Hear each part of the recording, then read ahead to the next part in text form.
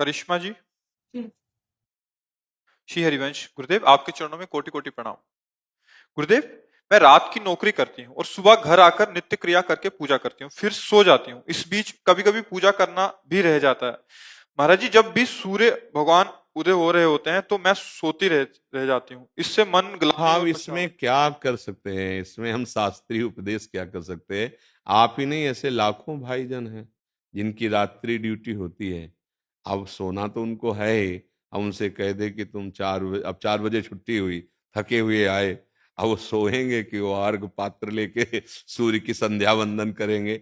अब हमें लगता है कि जब वो जगे तब वो अपनी भगवत पूजा कर लें। वो भगवान भी जानते और सूर्य भगवान भी जानते हैं कि रात भर जग करके इसने संसार में अपने कर्तव्य का पालन किया है।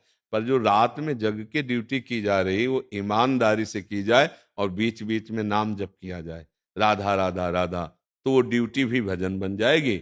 और जब सोने जा रहा हो तो प्रभु को प्रणाम करे कि प्रभु देख लो, आप रात्रि भर जगे हैं। अब हमसे सूर्य उदय पे जगह तो जाएगा नहीं, हम सोने जा रहे हैं, और हमारा प्रणाम, हमारी जो गलती हो क्षमा करना, सो जाओ। और जब जगो तब मान लो सवेरा है और अपने ठाकुर की सेवा कर लो और फिर खा पी के तैयार हो अपनी ड्यूटी में चले जाओ। फिर उसमें नाम जप करो, उस ड्यूटी को पूजा मानकर भगवान को समर्पित कर दो, भगवत प्राप्ति पक्की हो जाएगी। चाहे रात ड्यूटी हो चाहे दिन ड्यूटी हो, हम भगवान की पूजा कर रहे हैं। सृष्टि भगवान की है, उसमें हम नौकरी कर रहे हैं। बोले रुपया लेते हो, तो रुपया लेते हैं तो भगवान परिवार दिए हैं, उनकी सेवा के लिए है। भगवान ने शरीर दिया, उसकी सेवा के लिए है। ये सब भगवत सेवा है। अगर अंदर से मान लो आप, नाथ सकल संपदा तुम्हारी, मैं सेवक समेत सुतनारी, तो सब पूजा ही है। आप सच्ची बात मान लो, केवल गलत काम मत करना, पापाचरण मत करना, तो सब पूजा हो जाएगी। बीच बीच में जब याद आवे तो राधा राधा राधा नाम जप कर लो, और जब आपकी ड्यूटी खत्म हो वो पूरे समय को भगवान को समर्पित कर दो। और जब सोने जाओ बहुत ध्यान से सुना, तब भगवान को प्रणाम करो, प्रभु आप जान रहे हो मैं बहुत थक गया हूँ। अब हम सूर्य उदय का इंतजार करके नहीं बैठेंगे, अब हम प्रणाम करें, अब हम सोने जा रहे हैं नाथ। जब जगेंगे तो फिर हम आपको ये सोना भी समर्पित कर देंगे।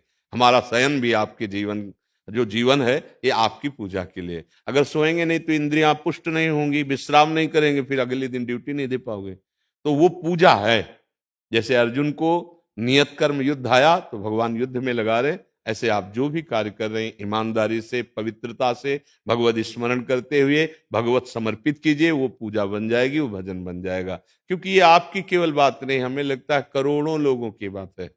बहुत ही अधिक मात्रा में रात्रि में सेवाएं होती हैं, चाहे वो राज्य सैनिक हो या राज्य कर्मचारी हो या किसी फैक्ट्रियों में, क्योंकि रात दिन सब काम चलते हैं। तो जिनकी नाइट ड्यूटी है उनके लिए तो परेशानी आ ही जाएगी। पर जब जगे, मान लो आप कई बजे, 11-12 बजे तो जगते ही होगे, है?